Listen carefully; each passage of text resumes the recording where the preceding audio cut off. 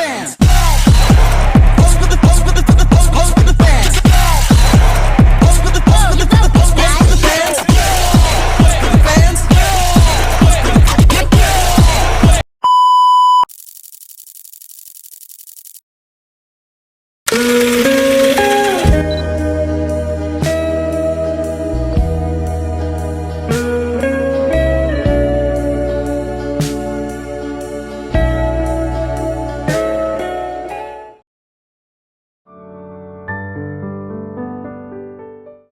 Pusing banget, gimana ya cara bayar pajak? Kenapa, Ra? Pusing banget, aku nggak tahu gimana cara bayar pajak. Loh, kok pusing? Bayar pajak itu mudah, tapi kita harus punya dulu syaratnya. Syaratnya itu seperti yang pertama ada STNK dan juga yang kedua KTP si pemilik kendaraan bermotor.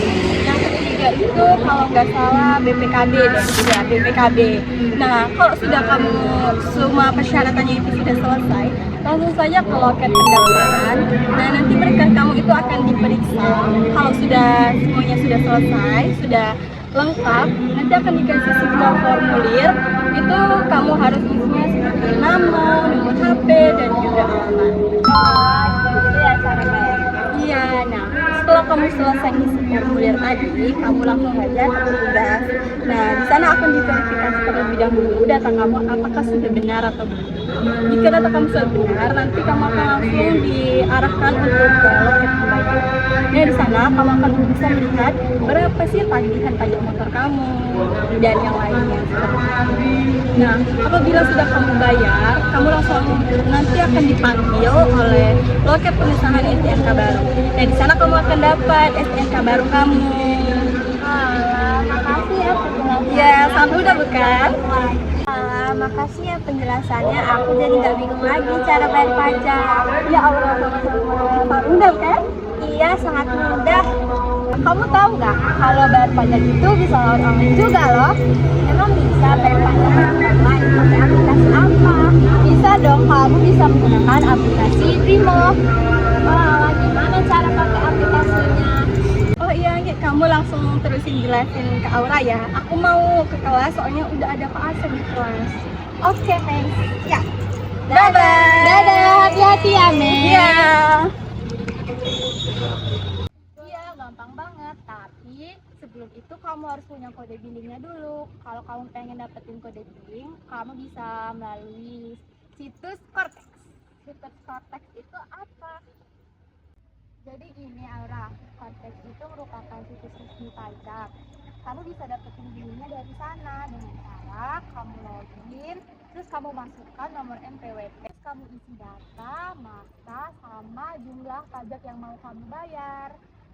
Nah, habis itu klik simpan, nanti bakalan muncul kodenya 15 digit. Kalau udah dapet kode, kita apain lagi? Nah, habis itu kamu bisa langsung buka aplikasi Brimo, kamu pilih ke bagian menu, kamu pencet yang bayar pajak. Udah deh di situ. Oh gitu caranya. Iya, mudah banget kan? Iya, mudah banget. Aku jadi nggak bingung lagi cara bayar pajak. Cukup dari HP, kamu udah bisa bayar pajak tanpa ke kantor. Oke deh, makasih ya Andi penjelasannya. Oke, jangan lupa bayar pajak tepat waktu ya. Siap. Dadah. Dadah.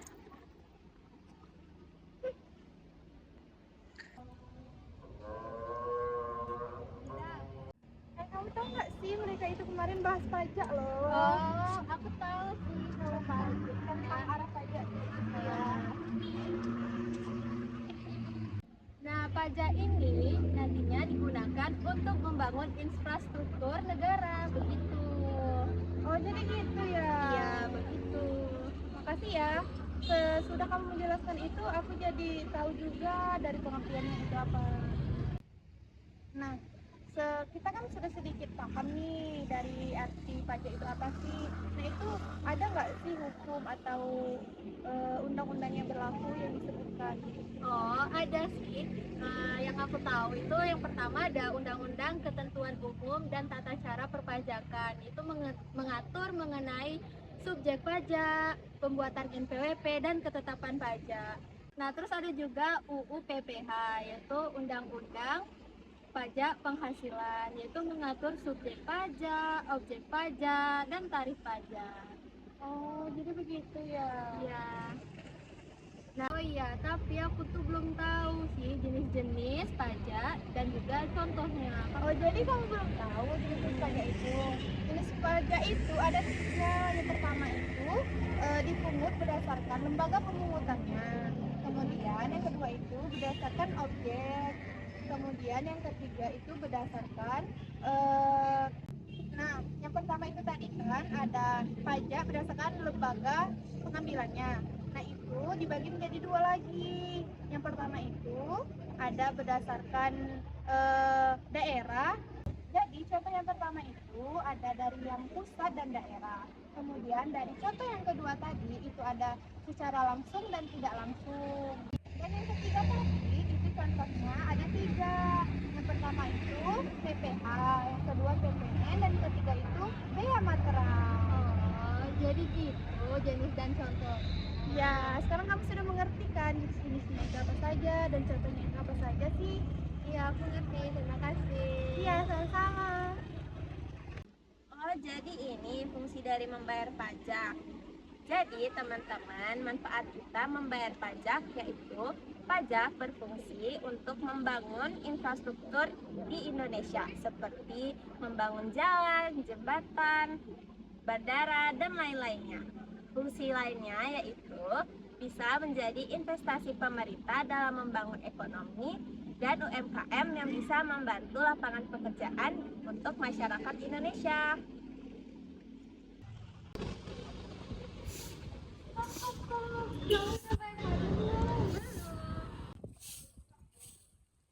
Kalian sudah tahu belum kalau kalian tidak membayar pajak itu bisa dikenakan 2 sanksi loh. Sanksi pertama itu sanksi administrasi dan yang kedua sanksi pidana. Sanksi administrasi ini bisa berupa denda, bunga, atau pajak. Ini dikarenakan kalian telat dalam membayar pajak. Yang kedua itu ada sanksi pidana. Sanksi pidana ini dapat terjadi dikarenakan kalian memang sengaja tidak ingin membayar pajak. Sanksi pidana ini bisa berupa hukuman pidana penjara selama 6 bulan sampai 6 tahun penjara. Nah, untuk contohnya itu ada di pajak kendaraan.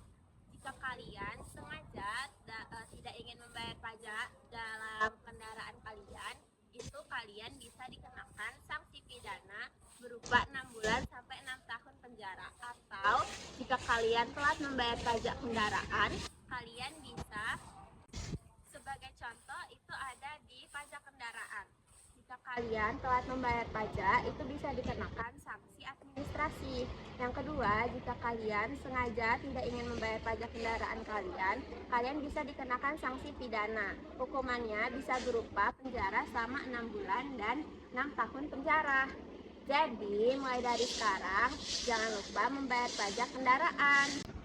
Nah, berdasarkan tarifnya, pajak terbagi menjadi 5 tarif. Yang pertama adalah tarif tetap atau fixed rate, yaitu jumlah besarnya pajak tidak ditentukan pada objek pajak. Contohnya adalah bea materai 10.000 per satu dokumen. Yang kedua ada tarif proporsional atau proportional rate. Tarif proporsional ini persentasenya bersifat tetap, tetapi besaran nilai pajaknya bergantung dengan objeknya. Contohnya itu pajak pertambahan nilainya sebesar 11%, tergantung dengan objek atau barang jasanya. Namun pada tahun 2026 nanti pajak pertambahan nilainya akan bertambah sebesar 12%. Yang ketiga yaitu tarif progresif atau progressive rate, yaitu tarif persentase pajak yang semakin besar jika suatu objek meningkat. Contohnya seperti pajak PPH 0 sampai 60 juta itu 5%. Mulai dari 60 juta sampai 250 juta itu 15%. Mulai dari 250 juta sampai 500 juta itu 30%.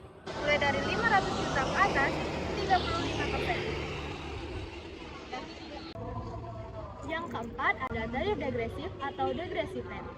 Ini adalah jumlah pajak yang presentasinya menurun ketika jumlah atau nilai objeknya meningkat. Namun, tarif pajak ini masih sangat jarang digunakan di Indonesia. Yang kelima adalah tarif campuran atau mixed rate, adalah beberapa gabungan antara jenis tarif pajak yang telah disebutkan tadi yang bergantung pada jenis objek pajaknya.